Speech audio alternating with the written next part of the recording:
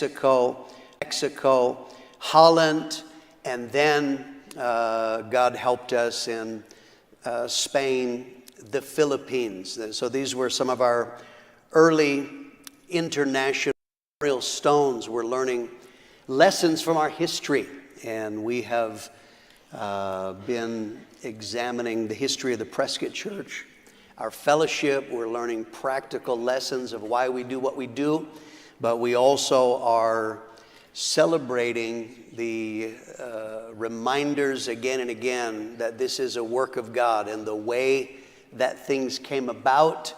And we'll look today also at how God has preserved his work. So today I'm just going to skip the verse today from Joshua 4 through 7 as our main verse. I'm going to get right into the lesson, and we're going to talk about Africa. And today's lesson is going to be the fellowship in Africa, part 1. There are so many great stories of how God led us into Africa and the work that God has done. I cannot fit it all in one. That's a nice problem to have. So a little later on, I'm going to take the early nations that we impacted in Africa, and then we'll look at other ones later on. The fellowship in Africa, part 1. We began looking at other nations. We had the first deliberate plant internationally was Perth, West Australia, and then I told about the miracle of Mexico, Holland, and then God helped us in Spain, the Philippines. So these were some of our early international churches. And so we began looking for open doors in Africa. Our call is to go into all the world. And so we are naturally looking for where can we preach the gospel. Africa, we were looking for open doors. Starting in 1985, some of our pastors started traveling to Africa. Primarily this would be Kenya, Uganda, and Tanzania. Initially, we didn't have any churches there, so it followed a very similar pattern as the Philippines. That is, we would meet people who would invite us, and we would go and preach for existing pastors and existing churches, but not in our fellowship. They were outside of our fellowship. So, same pattern as the Philippines. We would hold healing crusades. And in Africa, these were very responsive, very, very good in terms of crowds, salvation, miracle, great open door through crusades. And often at the same time, we would invite local pastors to come. We would call it a conference. And it would be something like we do without the church planting, because we didn't know them. But we were trying to, with local pastors, impart the vision. When you have something good, you want everybody to have it, right? So we're trying to impart the vision of prayer, evangelism, discipleship, some basic issues. And so we did this in a number of different nations, in a number of different places. And this was over the course of 18 months, 2 years. But the same issues that we faced when we started doing that in the Philippines, the same struggles. You have cultural and language barriers. So these are primarily Americans who are preaching to Africans. They are saying things that are clear to an American, but of course, through translation and different reasons, the message wasn't getting clearly through like they were saying it. And that can be for many different reasons. But the main thing, we came to the same problems and same realizations that we did in the Philippines. If you're going to work with people from other churches and other fellowships, the problem is you can teach and preach all you want.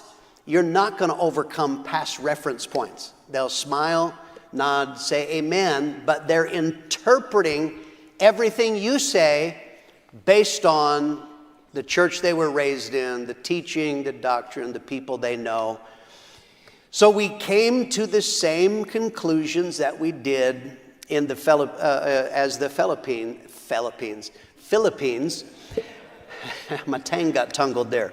And that is, at the end of the day, if we're going to reach Africa, someone has to go. The lesson, it's the same lesson we learned in the Philippines. Discipleship requires contact. So you can talk about discipleship, being a disciple. It's not going to work unless there is some level of personal contact. Mark 3:14. Then he appointed 12, that they might be with him, and that he might send them out to preach. This is an important part of discipleship. You cannot do this from afar. Sending books, videos, even occasionally preaching will not do it. There has to be a personal reference point in some way. They need to see a living example. Very importantly, they need to be able to ask questions. They need to be able to see your reactions. How do you react to situations in life? They need to be able to observe your lifestyle. All that is bound up in that statement, that they might be with him. That is what discipleship requires. You do not have to be best friends, take vacations with the pastor, but there has to be some level of personal contact. So here's a lesson that we're going to learn, and it's very powerful. One of the things I'm telling you in different places is, how do churches get planted? And here's the lesson. God prepares people to do his will. There's a couple named Brian and Mary Yeager. They were saved. They originally were discipled and sent out of Gallup, New Mexico, our church there. Brian originally, he said he didn't want to be a missionary. That was not on the agenda. Then he began to feel stirred maybe to be a missionary. He didn't have direction where, and he said, okay, maybe I will be a missionary, but definitely not Africa. I will not go to Africa. And if you want to hear God laugh, tell him your plans, but that's an old saying. He was in Kenya on one of these preaching teams, and he was preaching. Something had happened to him back in Gallup. One day he said he looked up and saw the sunset, and God spoke to him and said, someday you're going to see a sunset in another nation. Didn't understand how that was going to work. Filed it away. Now he's preaching with the team, helping out in the conference. He's in his hotel, looks out the window, and sees now an African sunset. And they are intense, very, very wonderful, the African sunsets. And when he looked at the sunset, God spoke to him and reminded him, remember when I told you, you're going to see that overseas someday in another nation. God said, this is where you're supposed to be. This was in Nairobi, Kenya. So he told Pastor Mitchell what God had said to him. Conference of January in 1987, they were launched into Nairobi, Kenya. This is a milestone. Here we got a photo. I want you to see this. In the middle, that is Brian and Mary Yeager. Actually, two church plants to Africa on the far left. Peter Turco was going to go into Kampala, Uganda. But Brian and Mary Yeager actually arrived and opened first. Nairobi, Kenya was a milestone church. It was the very first church in Africa. They landed in March of 1987, and from the beginning, the response was outstanding in Kenya. We have some old trumpet photos I want to show you. This is the very first trumpet report after they arrived. And in here, if you can see at the top, I know you can't read that whole thing, but we've had over 450 conversions. So numerically, it was just much larger than probably he had ever seen in any of his ministry. Have a next trumpet report here. Here are all different photos. And this is again 1987. Probably, if you can see in the top right-hand corner, there's a crusade that was done. 12,500 decisions in one crusade. Just, you're talking off the charts. To our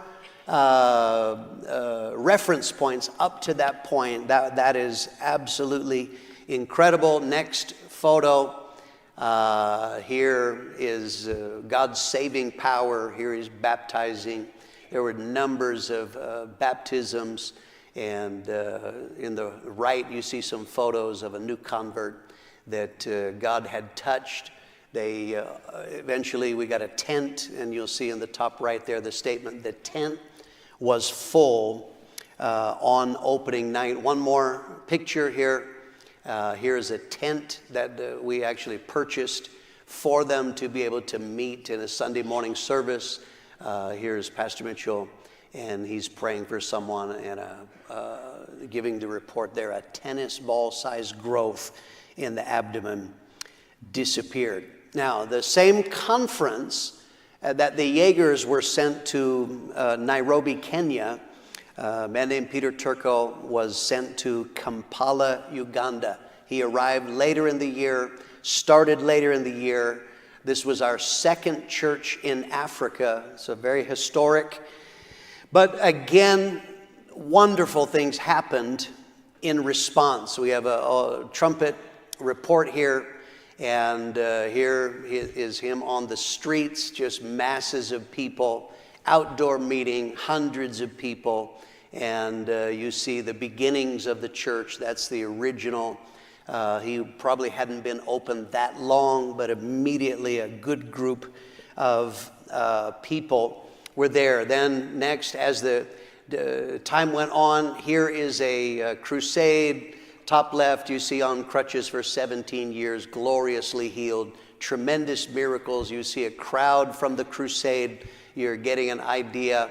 And in there, if I remember right, the report said in this crusade, they had the largest crowd of 10,000, over 10,000 people through the week. They estimated 17,000 decisions. So our first two churches, this is an amazing response. The response level was fantastic. Okay, here's a lesson that why I'm telling you this story. The lesson is that God moves his people through circumstances sometimes. Circumstances are not the only factor in life. Of course, the Word of God, godly counsel, et cetera, et cetera. But this is one of the things. What happened was from these churches, reports, whether that was in the trumpet, whether that was telling friends, letters, however the report was getting. There was no internet in those days. But people began to hear about this incredible response. Because God was doing so much, a steady stream of teams of pastors. Often it would be 4 to even up to 6 pastors at a time. They would do a healing crusade. They would do often a local gathering of a conference in this way, trying to impart. They weren't yet at the church planting level. But what happened is now you have, imagine pastors who they are having a good response. You have a church of 75, 150, whatever it is, you're making disciples, you're doing work for God. Now you go on a team and you are seeing thousands of people. And you're seeing, how long has this church been open? And there are hundreds of people. So what began to happen is that men began to see for themselves, Africa is responsive to the gospel, very responsive. And so what happened is by workers hearing the reports or going themselves, it inspired many of them, which is why God helps with such great response. There were many men who saw, I could make great impact here. If I was in Africa, who knows but what God might use me in that way. It inspired men. One of the glory of our fellowship in many ways is we are a fellowship of ordinary people. I don't know if you know this, there are not many superstars. And if you are wondering, you are not one of them. I'm just saying, okay? I am not one of them. So this was, you have to imagine now, these are often, they're going to preach for their friend. They know this guy. And it's like, God is using ordinary people. That's actually more inspiring, right? If Michael Jordan goes and scores 50 points, of course, he's Michael Jordan. If I could score 50, that would be very notable because I can't reach the rim. So that would be miraculous even.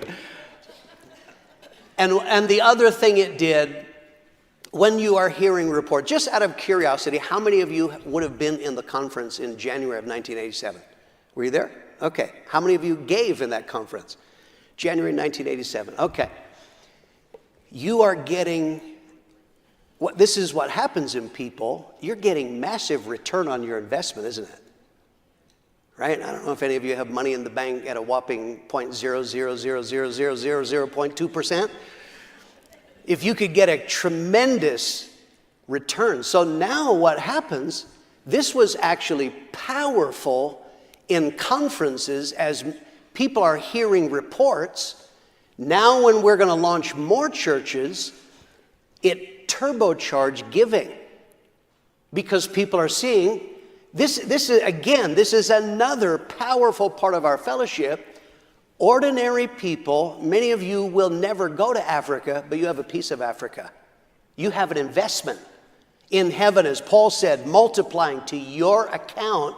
And so what began to happen was, whenever you see tremendous response, it inspires giving. You don't have to tell teary stories of Maggie's crutch and make people feel guilty. Just tell them, show them what God is doing. You could have a part in that. We have a trumpet report from kind of that area. Here was the front page. You see crowds in Kenya, Uganda, I think Liberia is the third photo. And this is Africa's hour, because that was definitely true. There was something powerful that God was doing in Africa. And so this inspired, the result of people giving and people being inspired from 1987 to 1989. In 3 years, just from Prescott alone, the Prescott Conference alone, we planted 37 international churches. You've got to understand how incredibly powerful that was. 37 in 3 years. 2 conferences a year. We're averaging a little over 6 per conference. International. So people are inspired to go. People are inspired to give. When you're seeing that response, it wasn't just limited to Africa.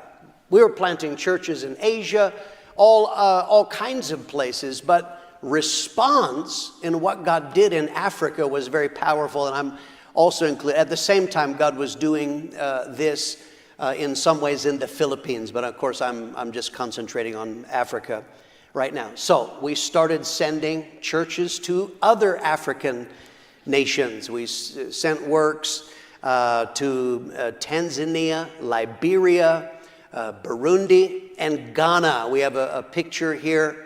This is Carrie Mejia.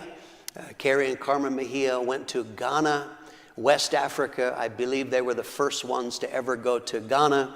And you're seeing there the people that he is baptizing. So this is what God began to do. Now, I'm going to come back to Kenya in a moment and tell you some very powerful stories. But the man who started the church in Uganda, he was there for a short time and then he was going to go. In 1978, John Overson was in the church in Bullhead City. This is where he got saved. And they showed a very old movie called Some Through the Fire. And this was about the persecution years ago in Uganda. He said, now he's a young man, I'm going back in time now, 1978. Watching that film, God did something in his heart and said, God, I am willing to go overseas. But look at how God arranges this. The film was about Uganda. He told Pastor Mitchell at a meeting we used to have in Phoenix, he said, Pastor Mitchell, I would like, by this time now, we're moving ahead in time into the late 80s, and he told Pastor Mitchell, I would like to go on a mission trip sometime. And Dad said, those three guys over there, they're going, go tell them that you want to go with them. And so he did. Where were they going? Uganda. Where did he see the film and get stirred? Uganda. This is how God works sometimes. And so he joined them. He said he went and preached, helped in the same kind of thing, crusade, conference, preaching, and he is seeing the incredible need, because Africa has great needs, and the great response. His heart, he said, just looking at it, his heart began to beat. He is completely stirred. And he said he was sharing a hotel room with another pastor, and he just couldn't believe what he was feeling. So he said to his fellow pastor brother who was with him on the team, he said, are you feeling anything about this place? And the man looked at him and he said, I feel absolutely nothing. Because it is a heart issue. He said after he returned 3 months later, he happened to be with Pastor Mitchell. They were having some kind of meeting in Kingman. And Dad happened to ask him, hey, John, how was Uganda when you went, knowing it was his first time? And he told Pastor Mitchell, he said, if you ever need me to go, I would be willing to go. Dad was wise, he said, because Uganda was very primitive in those days. And so he said, I think your wife should look at it first. And so he took Colleen, and they went and preached, looked at the work in Kampala, and Colleen said, yes, I would be willing to go. And so they did. They went to Kampala, Uganda. They were the second pastors of the church there, and they spent 5 years. We have some photos of the Oversons. Here they are. And this is in that time, I believe that is actually in Kampala. There's the family. That's a young Weston who you would know, their daughter. Next photo is, that's congregation on a Sunday morning, and you're seeing here different shot out on the steps and then doing something outdoors. And so it was just a tremendous response. John said those are some of the best days of his life, just seeing God save people. And again, the response is what really, really was moving. Later on, they wound up leaving, and Jim and Sharon Radersdorf took over that work.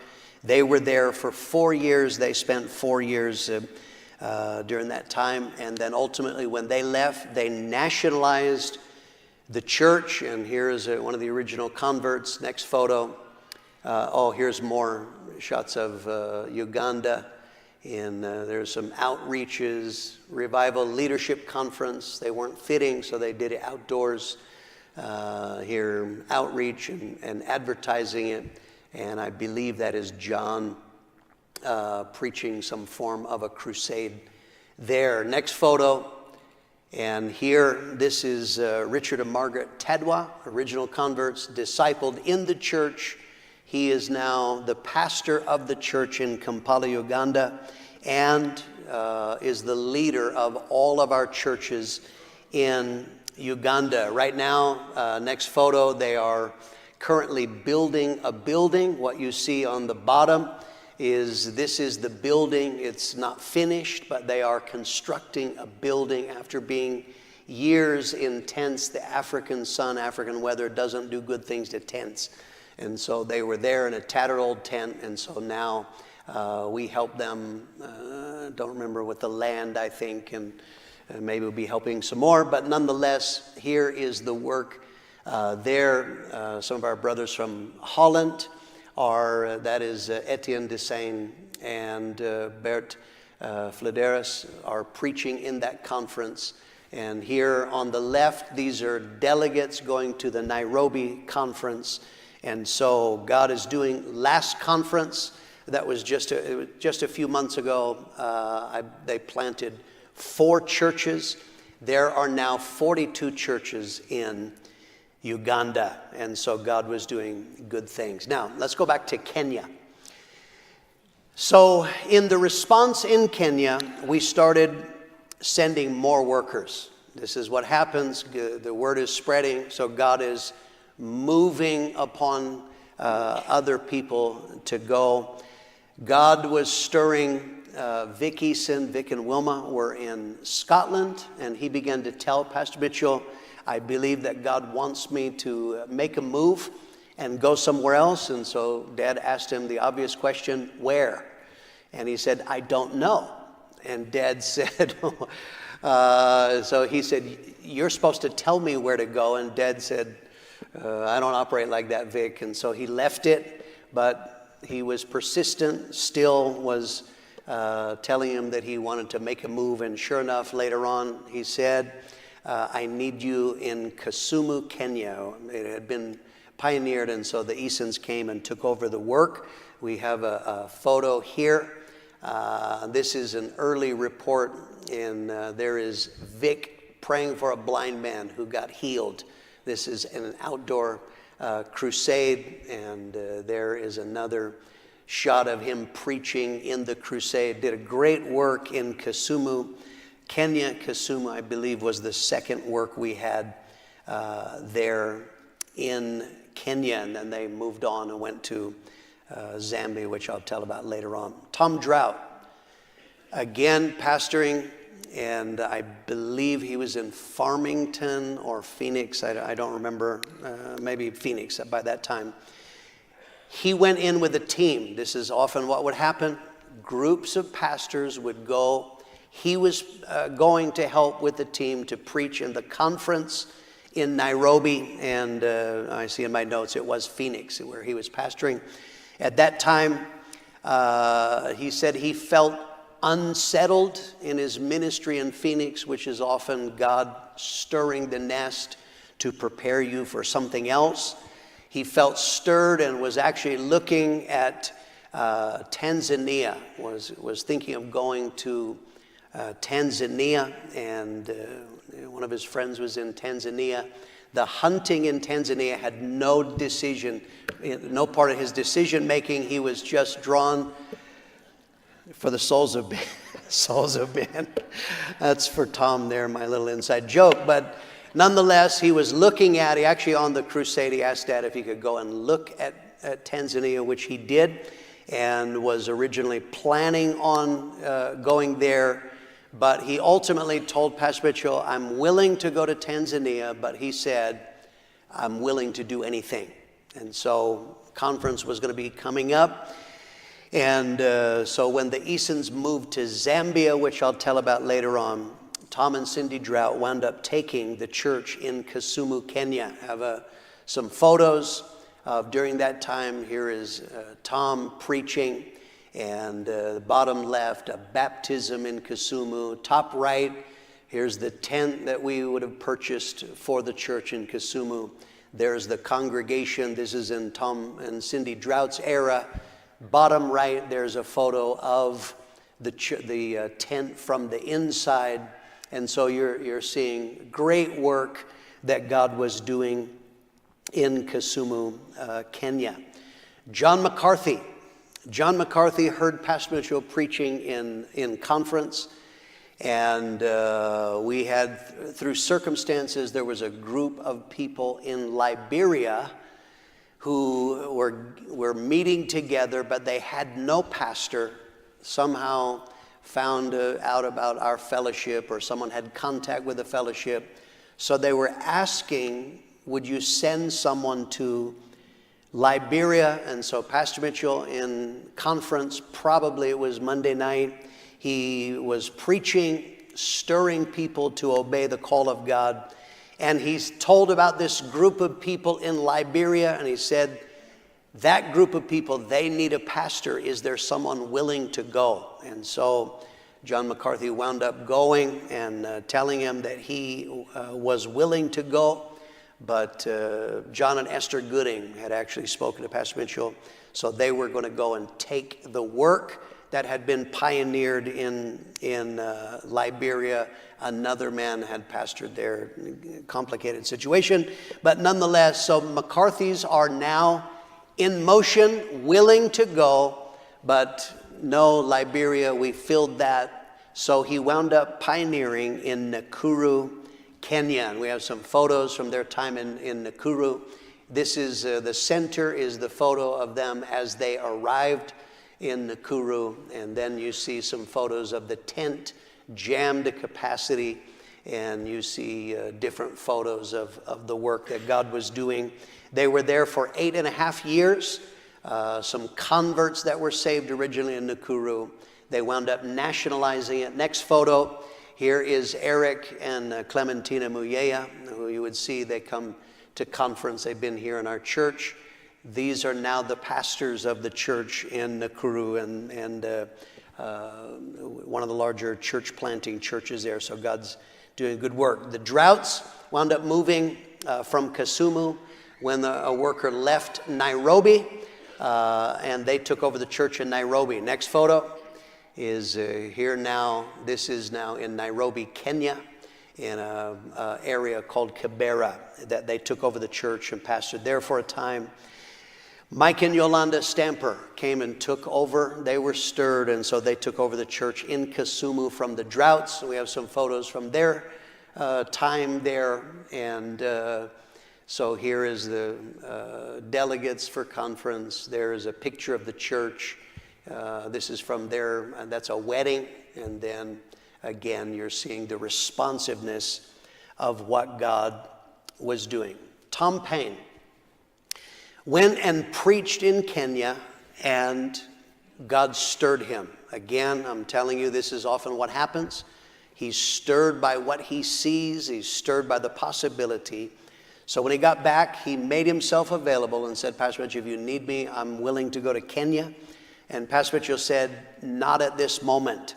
So he said, mentally, he just moved on, bought a house in Farmington, making disciples, doing a good work there. Pastor Mitchell called and asked him a question one day, Tom, are you settled where you're at? And Tom said, yes. By that time, bought a house, I'm happy. But he went on another team, and when he went on a team, he was struggling inside, and God told him, I want you to come here. This is in Nairobi. I want you to come to Nairobi. And so when he got back, God prompted him, call Pastor Mitchell, tell him, you're not as settled as you said you were. And so the moment he said that, Dad said, what about Nairobi?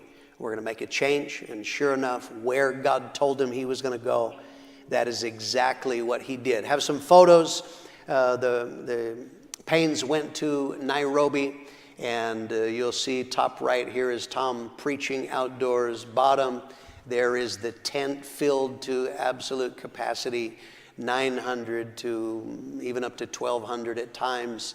Here's a street outreach, and one of the Paine girls, I think that's Michelle, preaching there. Next photo, you'll see here disciples. Tom is a disciple maker and was majoring in discipleship, training them. Here are disciples doing crusades themselves, which is the work of every missionary, is not building a church. You're there to make disciples.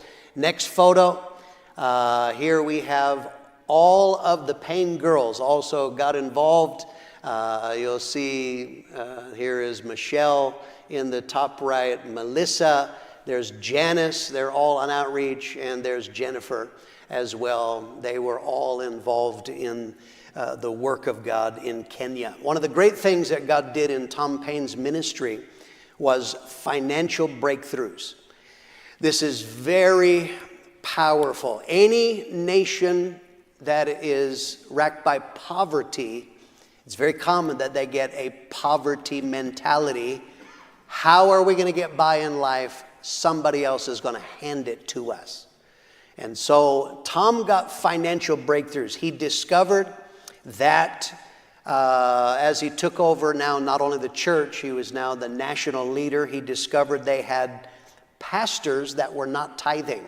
There were pastors that didn't personally tithe.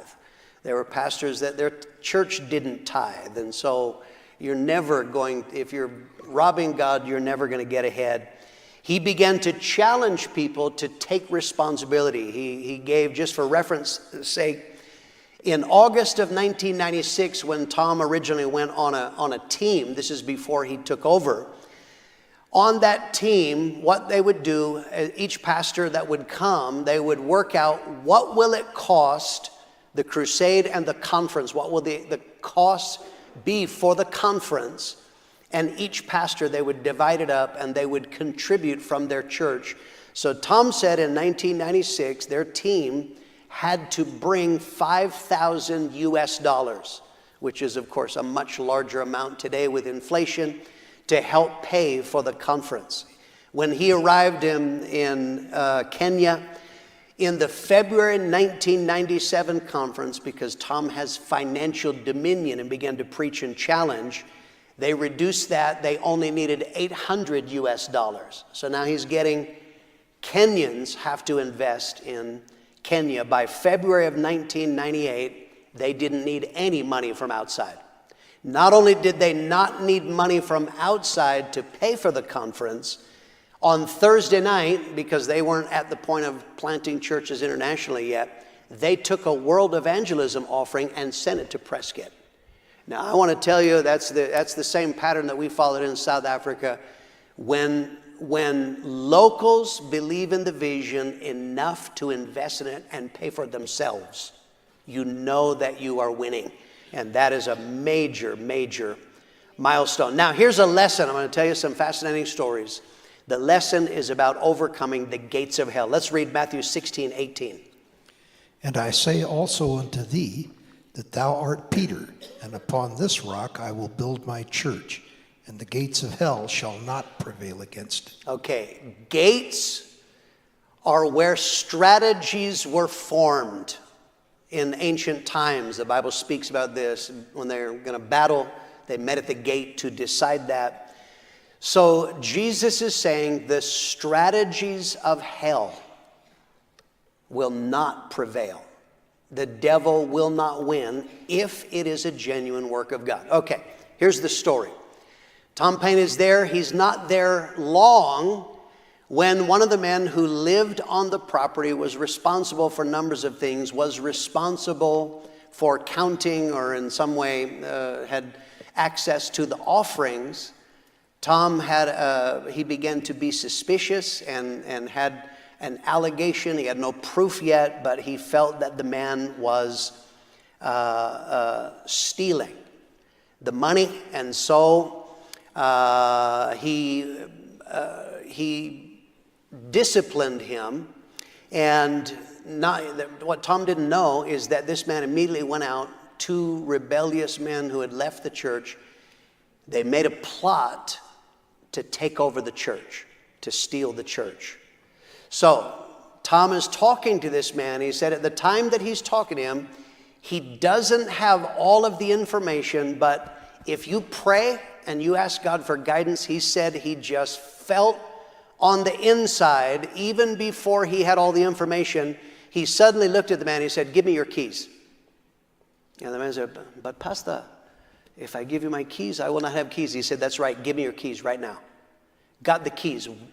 He got the keys off him. What he didn't know is they had plotted the next Sunday, they were going to lock Tom Paine out and take over the church. So this was God, just an inner prompting. So this delayed this plan. He said the man that he had just disciplined now missed church, and he showed up in the evening service late, And so Tom called him over. He said, "Where were you?" And he said, "I was nowhere, Pastor." I was nowhere. He was at a meeting, again, making plot. Okay, we're going to do it this weekend. Didn't work out. Now, how are we going to take over the church and steal it? So Tom didn't have all of the information. That man went off the platform. A pastor who Tom had actually not really ever spoken to came and said, "I have to speak to you. I want to confess something." He said, "I just left a meeting. They are plotting. They're going to try to steal the church." And that man is involved in it. So he called him up, had the man tell what he said. And so he fired him, removed him, and they got him a house kind of far enough away to be safe. Paid his rent for 6 months, but they got him away. He said that that man came in the following Sunday, that he now didn't have keys, but he came in and made a scene and violently was trying to make a scene to try to take over the church. It was so bad they had to call the police. This made the papers. It was problematic. Tom now is very, very troubled. He called Pastor Mitchell, and so Pastor Mitchell flew Harry Hills, who was the previous pastor of the church and was well-liked, flew him in. He's going to do a revival. Harry came and preached one service, got scared, and said, "I'm leaving," jumped on a plane and left. Thank you, Harry. But so Tom is now he's only been there a short time. He doesn't know what's going on. He had met a man named David Hadley. David and Jennifer Hadley were missionaries from another fellowship. Tom doesn't know who to talk to. He asked this man, "Can you meet me?" And he said, "What do I do? This is what's going on." The man said, "You better go to the registration office and make sure that they have not removed you from the corporation." So he goes to this office. He said it's 2 stories high with cardboard boxes of files. Like, where would your file even be? Asked the man, who he was and the organization. The man said, "Oh yeah, I just saw your file. It's on the desk." Why? Because they were plotting. What they do is they bribe someone to make a fake document, put it in the file, and then they call the police and they say, "We're the owners, you're out." And that's very, very common. So he said, "You better make sure." So this man said, no, I will help you. I will help you. So Tom doesn't know there are shifty people in the world. The next day, he got a call from a man named Paul Limonaggi who said, "I am from the president's office. I need to meet with you. I need to ask you some questions." "What do you want to ask?" He wouldn't tell him. So Tom was very wary, met him at a coffee shop away from his house. He wanted to come to his house, and he said no. He wouldn't tell him where he lived because he didn't know who this man was. And so he meets him, and the man is asking questions, wanted a document, made him give a document. He got a call from John McCarthy. John McCarthy said, "I'm barricaded in the house. 2 Mercedes showed up, and they want to take me away for questioning. Tom, what's going on?" And Tom was in Nakuru. So Tom has no idea. He said, "I don't know. Hang up and I'll call the embassy." He called the embassy. They said, "We can't do anything unless they take him." And when he called back, they had taken John away. No cell phones in those days. So Tom is freaking out. What are they going to do? The next day, 2 Mercedes show up full of men. One of these is Paul Limonaggi, who says he's from the office of the president. He actually was special branch, CID, attached to the president. This would be kind of a combination between Secret Service and the FBI. But he is the president's representative, wants to talk to Tom Paine. He's standing out in front of his gate. "I want to come in. We want to talk to you." And Tom says, "You're not coming in." And he said, if you don't come in, then we're taking you away. Tom didn't want them to take him away, and he said, "Come in." But Tom he said his mother was visiting whose 75-year-old mother was visiting from America. It's 2 weeks before Christmas, so he played the outrage. He said, "I can't believe it. You won't even tell. You're treating me like a criminal. My mother's here for Christmas." And so the man was polite and said, "Okay, we won't talk in the house." They're sitting in the garage for 2 hours He's grilling him. Why are you here? Are you involved in politics? No, I'm not involved. Are you a racist? And he's like, why are you asking me this? And so then he finally said, do you have anything with Wayman Mitchell's signature on it? And he's like, I don't. He said, go get it right now. He goes in the house, is like, they are freaking out. Janice, what do we, they couldn't find any letters. What do we have with Pastor Mitchell's signature? Janice said, our marriage certificate. Got the marriage certificate, and the man took that away. Like, why do you, would not explain what he wanted. The next morning, he gets a call from Mike Stamper in Kisumu, and he said, Tom, I know what this is about. He said, I was just at a meeting of local pastors, and they said they passed out a letter that's supposed to be from Pastor Mitchell. This is what the letter said.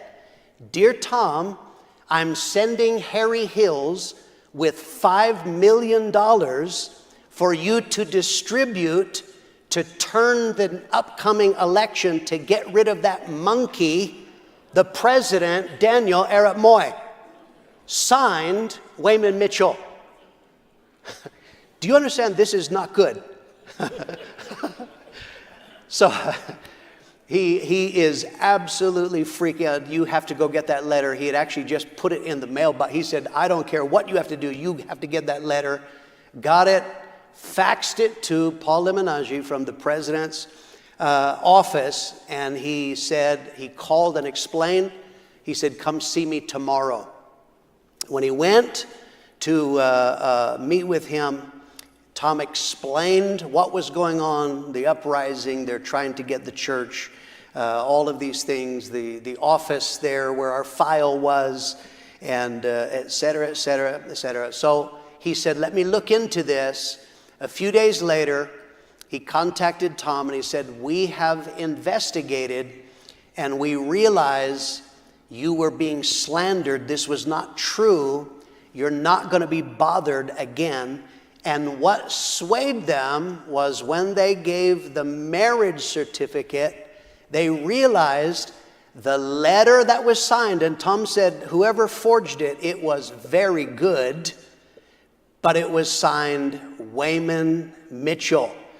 And my father never signs his name Wayman Mitchell. His middle name was Othel. He always signed Wayman O. Mitchell. For an O, the work of God in Kenya was preserved. Because that is God at work. Amen.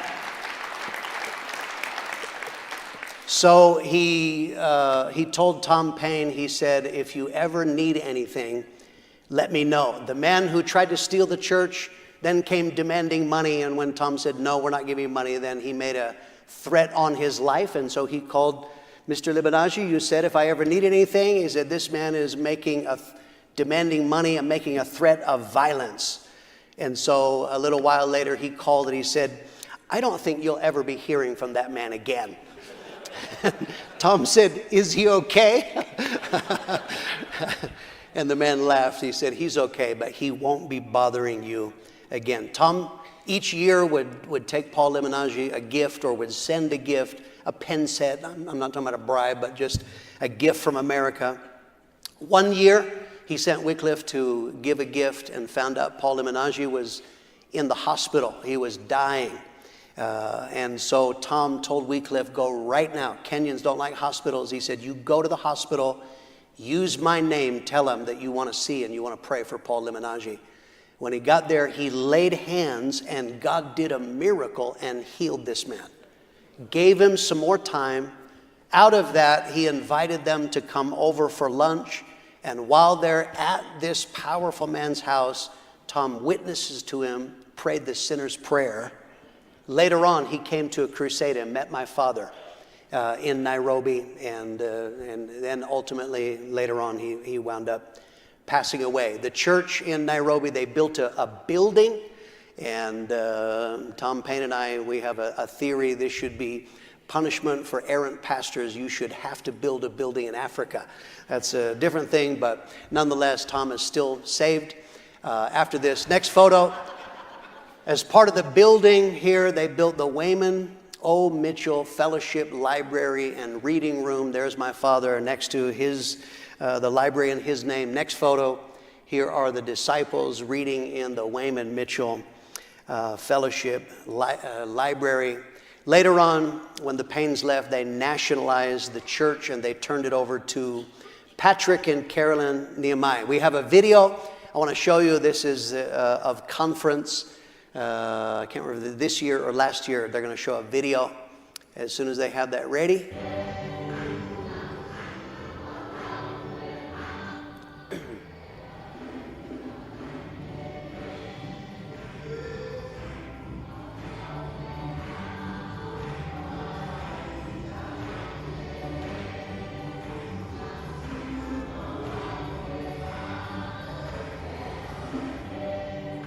Okay, praise God. If you invested in Kenya, you have a part in that. And the next photo, out of that conference, next photo, that conference, there were 8 couples that were launched, and that was their largest ever. We now have 50 churches in Kenya, plus they have another 3 churches in 2 other nations, in Tanzania and Rwanda. And the next photo that we have here is, there's the building that was built under the Paynes watch, and Patrick and Carolyn Nehemiah, they were saved, discipled, and now are the pastors of the church in Nairobi and the leaders in Kenya. Final, there's a side note. As you know, Russia, because of the war, American Westerners cannot get into Russia. They have 2 conferences a year.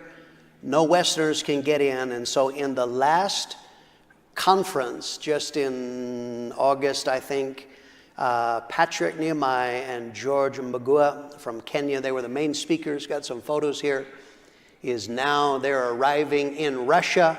There's Patrick preaching, and our investment is not only reaching in Africa, but touching the world. Isn't that wonderful in what God is doing? Thank God. Final, I want to show you a photo from my dad's Bible. This is a word that he was given in conference July of 1989. Be strong and of good courage and do it. Fear not, nor be dismayed, for the Lord your God, even my God, will be with you. He will not fail you or forsake you until you have finished all the work for the service of the house of God. And you'll see he wrote in the left, what God was impressing him is Indonesia, Africa, Spain, and the United States. I am telling you, what we're doing is a work of God. It's a miracle. It's a miracle in how it comes about. It's a miracle in how it's preserved. It's a miracle in the work that continues to multiply even to this day. Thank God. That's all we have. Morning service will be here in a bit. Thank God.